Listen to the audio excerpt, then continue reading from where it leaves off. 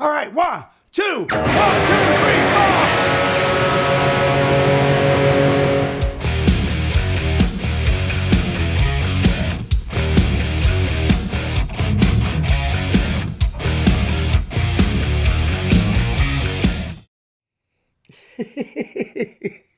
Yeah, we've all been there, but you know what? If you do a few simple things, you can make this a thing of the past.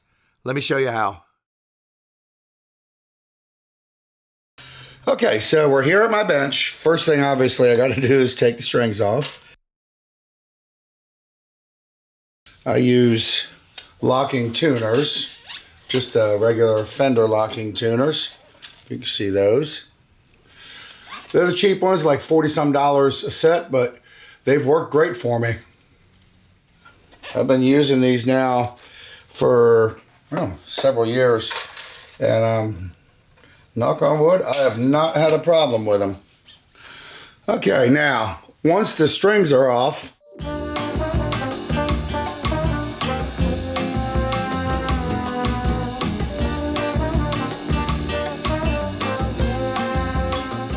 now, if you'll notice on the nut, on the rear side of the nut slots, the side is fanned out a little bit. Now, I do that because anything that can bind on the string can mess with your tuning. So if you fan them out, that gives the string a little more clearance in the nut and less material to bind on.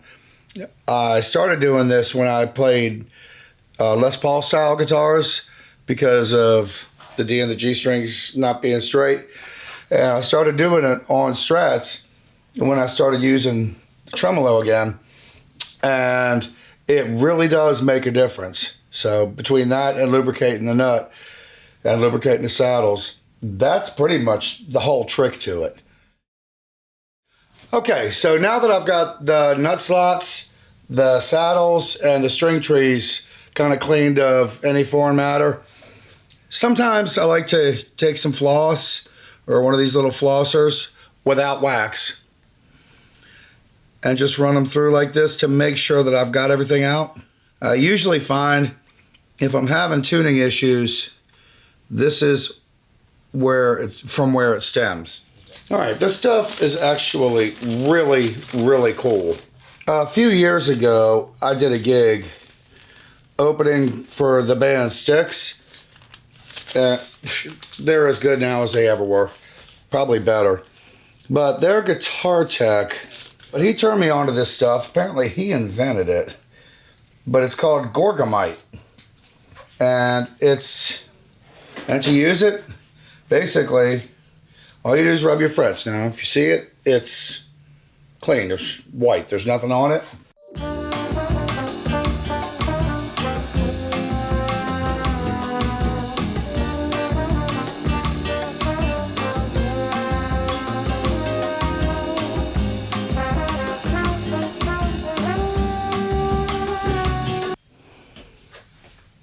Pretty gnarly. And then when that's done, I just take the old nasty rag and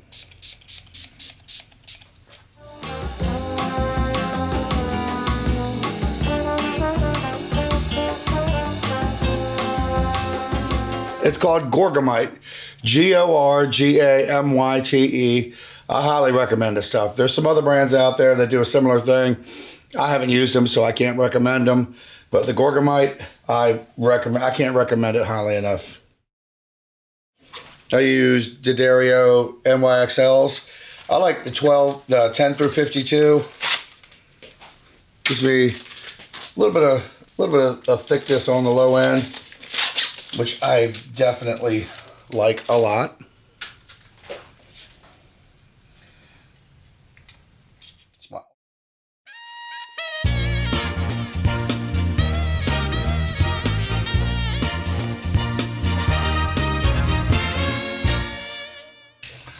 Okay, now, once I've got the strings in, one thing I always try to do, push them back out. Thankfully, these have color-coded ends on them, but I check them to make sure I put the right strings in the right slots.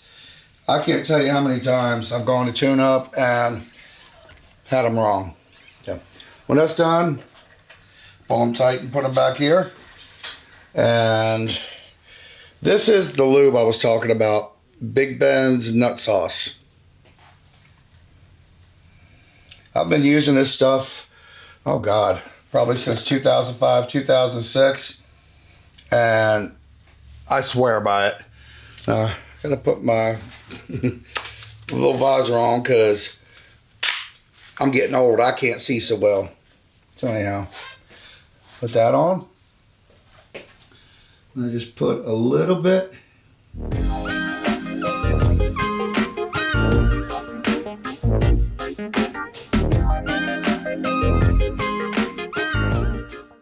Also get the string trees while there are no strings on there, just because they're not in the way, makes it easier. So now, pull the string all the way up to make sure it's pulled tight. And I do this so it's not sliding through the lubricant. I mean, you can always clean it off, but I don't want to have to go by and do it again. There we go. Now I usually pull it pretty tight.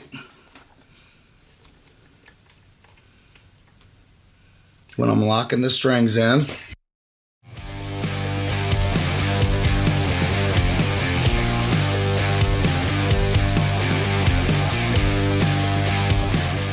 So from there, usually I turn them about 5 times, and then from here,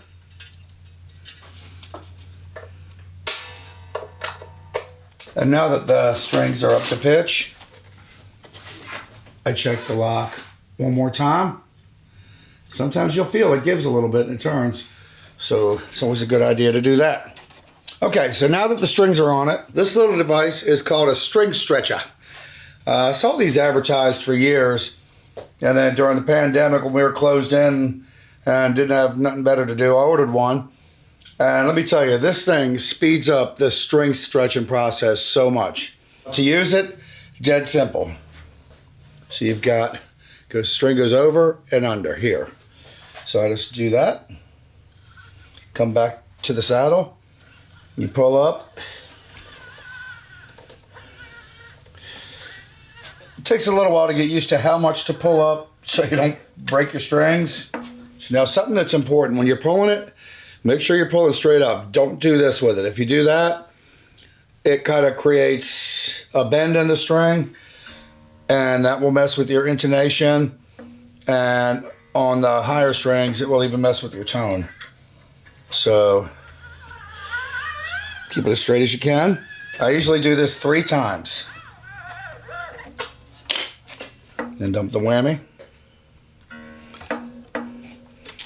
Now, after that, I go through and hand stretch them to check to see how stretched they are. And my way of hand stretching, I hook my fingers under, use my first finger to push down here, hold down on the neck, and I do this 8 times. Why 8? I don't know.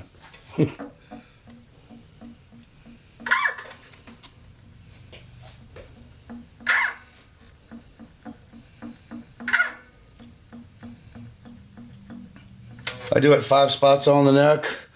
For me, I do 3rd or 5th fret, 8th fret, 12th fret, 19th or 17th fret, and then up here at my last fret. But perfectly in tune, so that string is stretched. And I do the same process.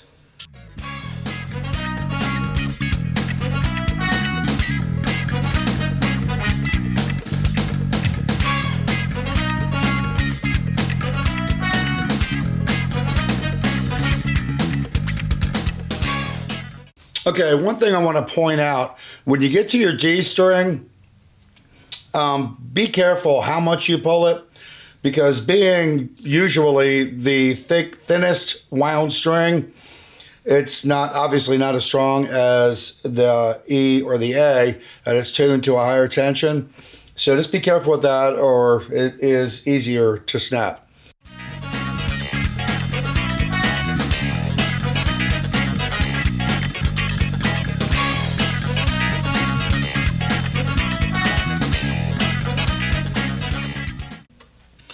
Okay, now when I get to the unwound strings, I do an extra step. Once I've used the Stretcha and then done the finger thing, I'll bring the guitar up and I'll stretch them like I'm playing, and to check to make sure that they're thoroughly stretched, because sometimes they're still not quite all the way. Now my way of doing it, it's kind of nuts, but basically I'll hit a note on the G string and I'll bend it up about a fourth, and I'll do that 20 times.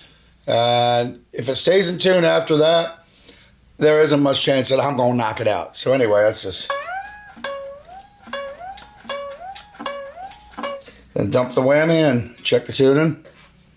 I'm in tune.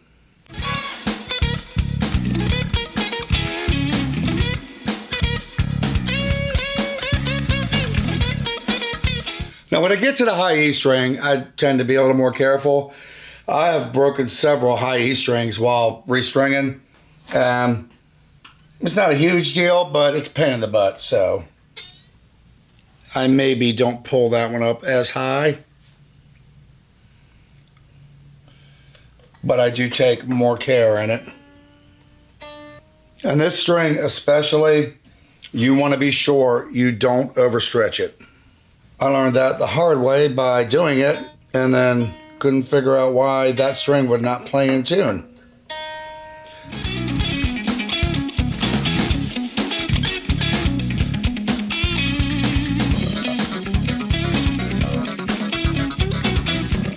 Anyhow, so now the strings are on, they're tuned, they're stretched.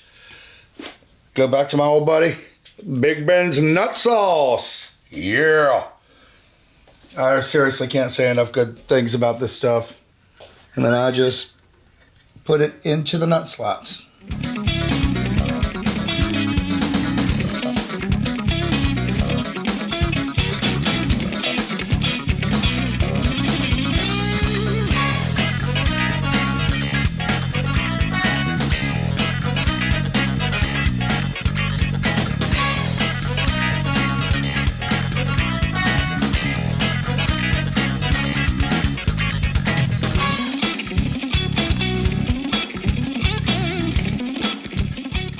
So the big takeaways here, why I can play this guitar for a 90-minute set and not have to stop and tune, even though I'm banging the hell out of it and, you know, bending like a madman. There's a few things. There's the graphite saddles help. They also help me not break strings as much because I got a heavy right hand. The nut slots being fanned on the rear side helps tremendously.